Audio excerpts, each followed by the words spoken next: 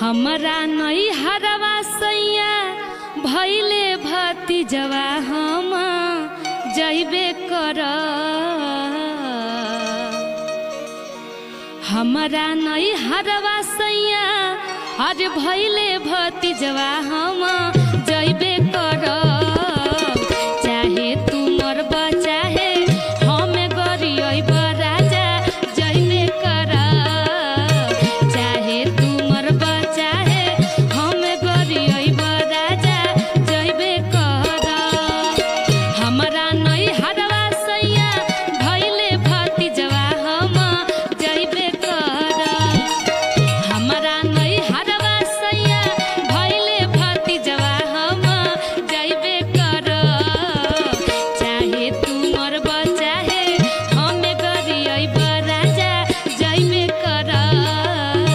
चाहे तू मरबा चाहे हम गरियब राजा जइबे कर। अच्छा ठीक बा तो जा, लेकिन हमार का हाल होई? का हाल हुई जी? जब तू हुए धनी जइबू नहीं हरवा हम कैसे रह। जब तू हुए धनी जइबू नहीं हरवा हम कैसे रह। केई बनई है हमके केई खियई है हम कैसे रह। केई बनई है हमके केई खियई है हम कैसे रह। जब तू हुए धनी जइबू नहीं हरवा हम कैसे रह। जब तू हुए धनी जइबू नहीं हरवा हम कैसे रह। केई बनई है हमके के खियई है हम कैसे रह। केई बनई है हमके केई खियई है हम कैसे रह।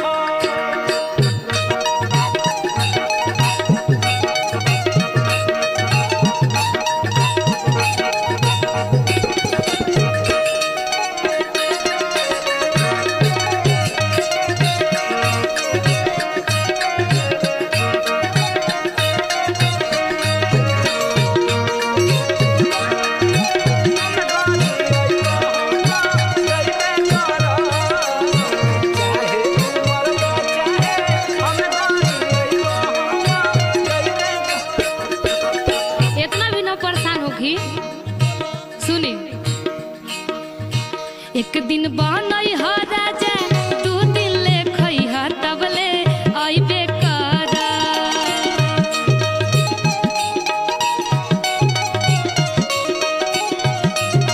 तले अरुआ गई।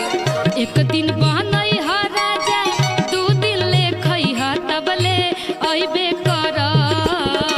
चाहे तू मरबा चाहे हम गरियब राजा जइबे कर।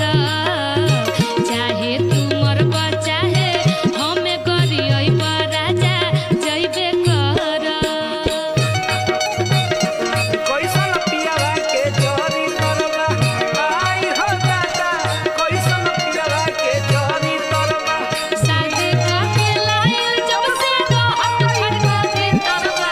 शादी करके लायु जब तू हटई कामे करबा। आई हो दादा कैसन पियावा के चोरी करबा। आई हो दादा कैसन पियावा के चोरी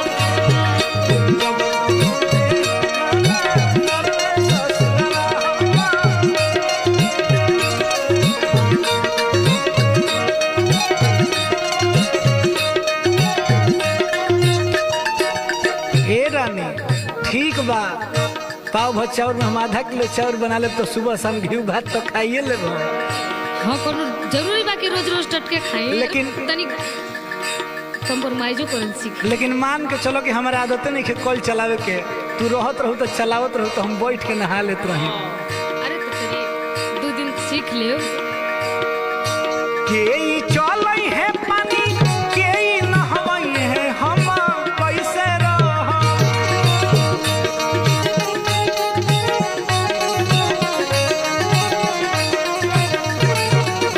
तू सोचत नहीं खूब कितना कष्ट बा। अपने से साबुन देह में लगावे पड़ी। 2 दिन के तो बात बा, ओकरा बाद तो हम आइए जाए। के ई चलई है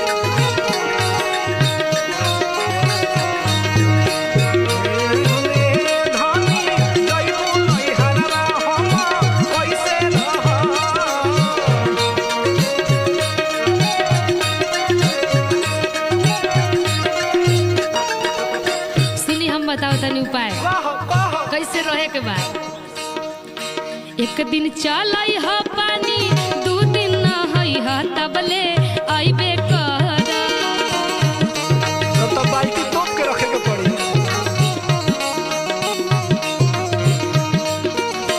एक दिन